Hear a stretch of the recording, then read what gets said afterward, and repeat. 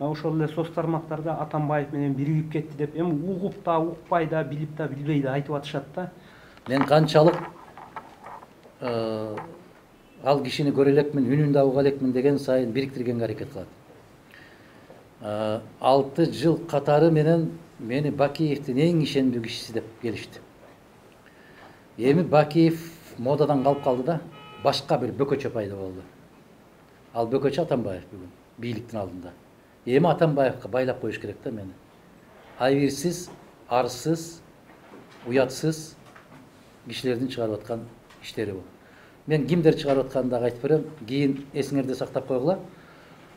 Мындан бир 4-5 жыл башта айттым эле, Атамбаевка кыл тийгизбей менден коргоп аткан азаматтар ал кишини тепкилеп баштаганда мен коргоп чыгам деп айттым эле. Эсиңерде барбы?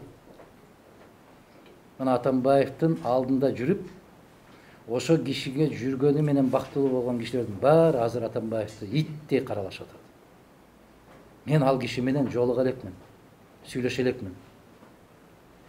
Дагы канча жолу кайталашым керек билбейм.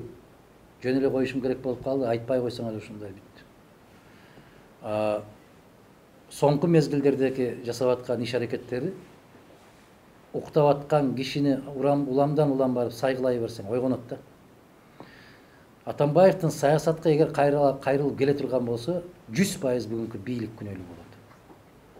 Себеби улам барып сайгылап атат. Же ошону саясатка аралаштыргысы келип атабы? Же кандайдыр бир эми анын партиясын тартып алуунун менимче кажети жок го дейм. Кандай дейсиңер? Жок го. Элге коюп бериш керек да. Күндөн күнгө каралап атат, башка болуп атат, актанууга мүмкүнчүлүк. Эми ал киши бизден айырмаланып, телекомпания бар экен, ошол аркылуу жүргүзүп атат. А бизди каралаганда, бир тараптуу каралашканда. Мадумаровду, дагы бир топ кишилерди чыныгы баягы мамлекеттин душманы дегенге чейин алып барышканда. Турмуш далилдеп атат, тарых далилдеп атат. Ошол айткандардын баары эртең бул жака секирип алып, башкача кыйкырып чыга берет экен го.